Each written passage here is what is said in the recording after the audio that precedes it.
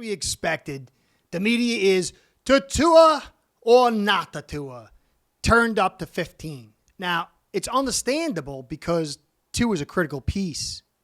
Big assets were spent to acquire him. He's in year 3. I get it. But the reality is Tua is a system quarterback. And now this is not a negative on the kid. Montana, Brady, Breeze, plenty of quarterbacks are system quarterbacks. You can go just as far and farther than an elite talent, quote unquote, that doesn't have the right framework. Now, Tua, the majority of his success is going to come through how successful the system is. And that's why instead of, is he hitting the deep balls? Is he as accurate as Mahomes and all this other stuff, which I think there's interest in there. And I'm going to try to get into some of that stuff after this. But to me, it goes back to very basic fundamental football. Offensive line and running the football. And for me, I've pegged 2.5 yards before contact as the floor for success for this team. McDaniel and his style is San Fran style, and they're based on the foundation of the run game. I mean, obviously it's a passing league and all this other stuff, and we got the talents. But it's the run game that's going to accentuate everything. And I even feel this for a great quarterback like Allen, Josh Allen. The run game they're bringing in, the balance, is going to accentuate his skills. I've said it again, Dan Marino, best quarterback, throw the football ever.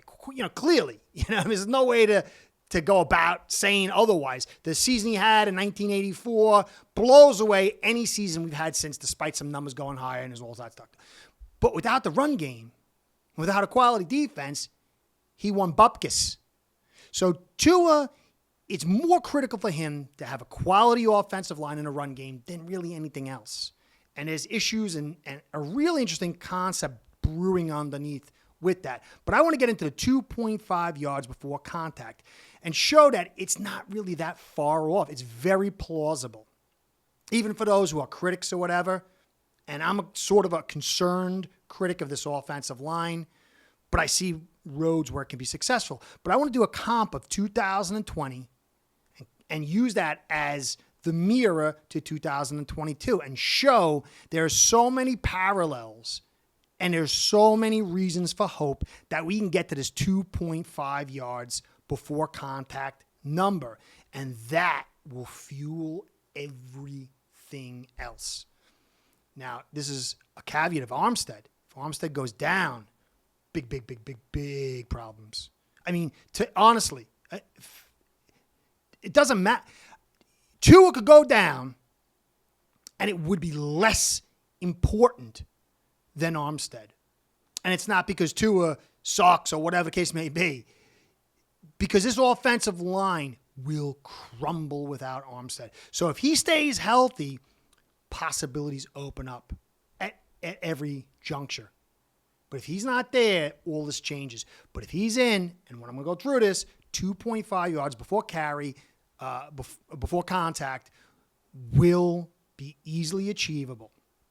Now, the one thing I will say is the beauty of this season isn't that we're going to go to the playoffs and win the Super Bowl and all this.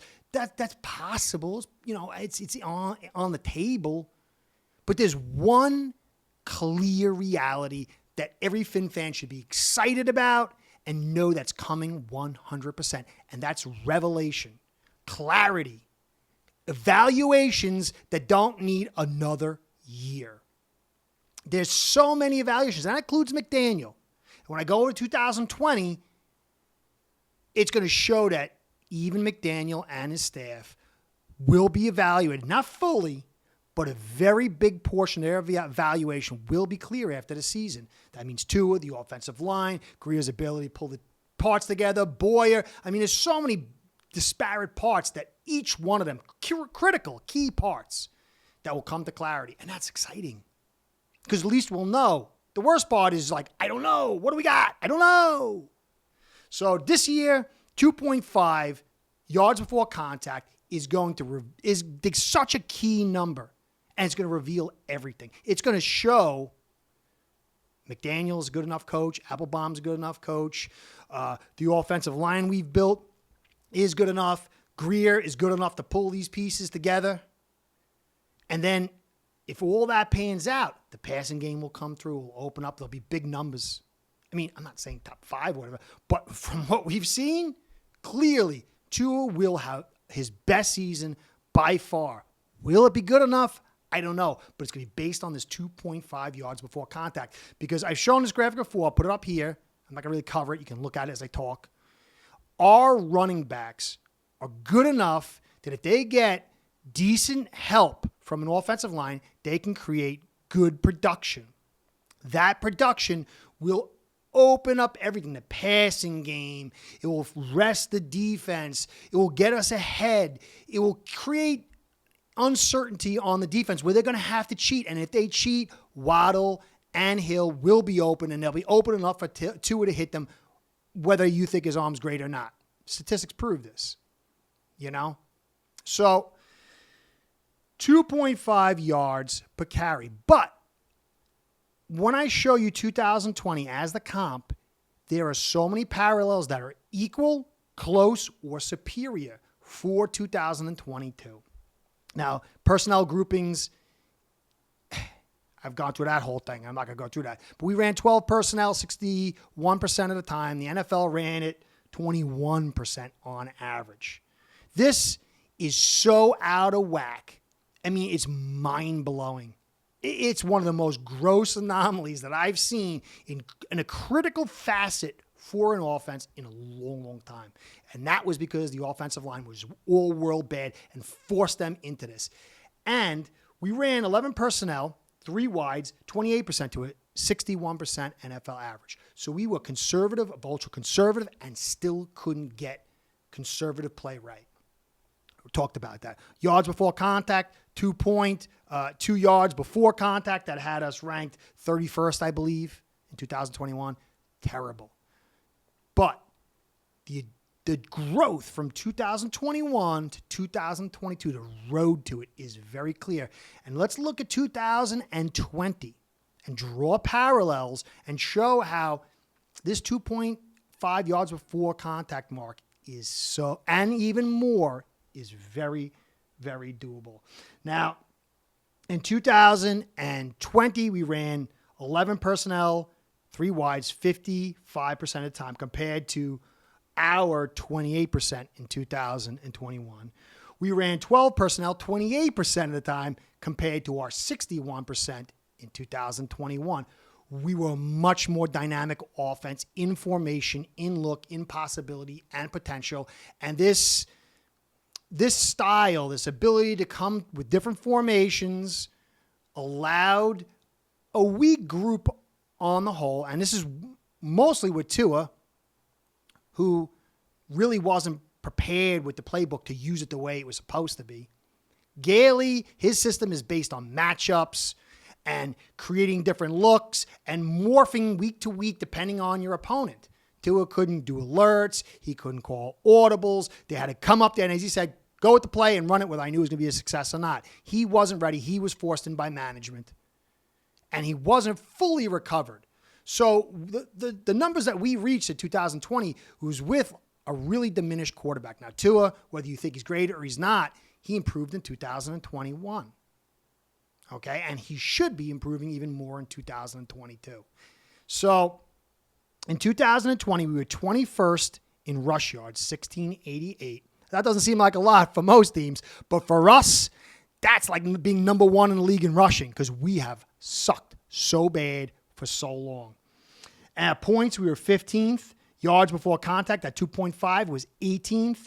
Yards after contact, though, was only 30th. So we had a lot of room to grow, but we were restricted by the ability of the running backs to make hay. And so we could have seen a lot more success that year if the running back groups had been better. And this year, they are much better. Go back and look at our running backs in 2020. It was like, they were pulling me in. Hey, Curtis, come on up. We need a guy to run. You know what I'm saying? It was bad. It was bad. And even though this is not an elite group, it's light years better. So we were also 19th in pass yards, again with Tua being restricted because he wasn't ready and being forced in. So there's 2.5 yards. If we had been even roughly equal in yards after the contact, our rush yards could have been mid-part of the league. We could have got up to 15th, 16th, easy. And just imagine that kind of running attack, and then you had a 19th passing game with Tua, who wasn't prepped. He's going to be prepped this year. However you slice it, he'll be better. He'll know the playbook better. He'll be able to manipulate things better, whatever. And then you have Waddle and Hill as that accelerant within this thing. And so the 2.5 yards per carry could easily get us into 15th in rushing. And we were 19th in pass yards in 2020, and you had a better Tua. You had the talent, and defenses actually serious about stopping the run, which opens up holes in that secondary, offers space. I'm not talking deep down the field, the 40, 50 yarders. It's like that. You don't win like that. I mean, you might win a game, but consistency is built in that 10 to 20, and then the big plays, those chunk yards, 20 to 30. That area, that sweet spot is the consistency and then the magic. 20 to 30 is the magic. 10 to 20 is the consistency. And Tua can hit all that stuff. And the running game will create that tension on the defense to open things up. And Waddle and Hill will create tension where they have to move back, and that will open things up underneath. Now, as far as the parallels go to show this is totally plausible. Again, this changes if Teron Armstead goes down. Xavier Howard and Armstead are the most irreplaceable and critical pieces on this team. If either one of them go down, pull the SOS alert, fires, get out. But if they stay healthy, possibilities there. And I even mean for Tua. And it's not a knock on Tua, because Teddy can manage. He can hang in there even for a couple games or whatever. He's capable. But there's nobody even remotely in the vicinity of Armstead and Howard, and they're absolutely irreplaceable and both key to both sides of the ball. But they're there, all things open. Now, you got McDaniel this year, and you got Frank Smith and Matt Applebaum. I mean, light years better than the 3 OCs. And the 3 OCs, too, should get a little bit of image relief because that offensive line was so bad, it would restrict anybody. But you take those 3 guys and you have Gailey and you have Marshall. There's got to be a rough proximity there. I mean, it's not too far off either way. I still think Gailey was phenomenal. I think he's underappreciated. And McDaniel's going to have to get some stripes and growth, but it's not the 3 OCs when Gailey was like this. But at the very least, it should be like this. So there's a parallel between that 2020 and the 2022 season. Then you got Eric Flowers and Ted Karras. Ted Karras will be playing center. You got Connor Williams coming in. Karras kind of got on the board to be the center. He played a little bit here and there, but he wasn't, And so Williams should outplay Ted Karras. I mean, he should be an upgrade. And Armstead's clearly an upgrade over Flowers. Flowers playing guard. He was playing tackle. But big talent upgrade. And you remember Jackson was a rookie. You had Kinley as a rookie. And then you had Hunt come in as rookie guard, rookie tackle. This offensive line across the board, Hunt is now in his 3rd season. He's going to be much better. Jackson's supposed to be in his 3rd season. He's supposed to be much better. He can't be worse. And then you got Davis, who's no longer here. And you got Hunt coming in. And Eichenberg in his 2nd year. This talent level on this offensive line, even if you pull out Armstead, is better.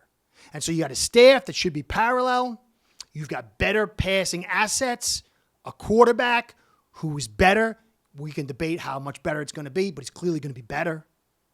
He's got some seasoning in him. And then you got, like I said, the offensive line. Talent is improved. All these pieces or close proximity or surpass 2020. And we can get 2.5 yards before contact in 2020. We certainly, come hell or high water, should be able to get it this season. If not, it's an indictment on Greer, who's put this offensive line together.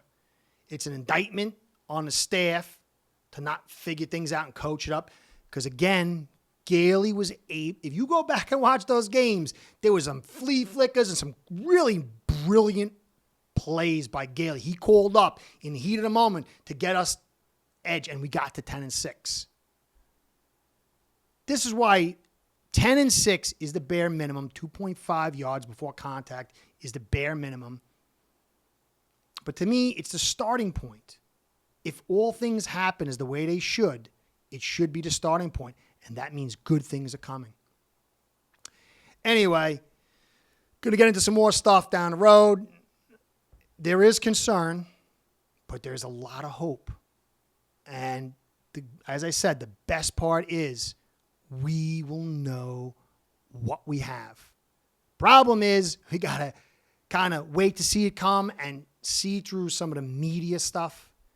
You know, the media's got an agenda. It's not always telling you the truth or trying to hash it. They want stories. Again, it's not to say they're right or wrong or whatever, but they've got an agenda. And be prepared. You fans, your team has been gassed. And they love to pull it out from under you. Anyway, Curtis saying, thanks for staying to the end. Please like, comment, and subscribe. Comments mean the most. They really do. Catch you back up to comments. I so many comments. I got swamped. So I'm back into it. I had a little bit of rest. I'm catching up on some of those older comments. Subscribes and likes help us with the Google overlords. Keeps us in business. Keeps my sponsors happy. If they're happy, I stay in business. And man, I really love this. I love to study football. I do it anyway, but now I get to actually do it for a living and do it all the time. So I'm really grateful to all of you people. Anyway, Curtis saying, catch you next time. Be well and go Fins. Bookies can earn hundreds to thousands of dollars from booking action with aceperhead.com.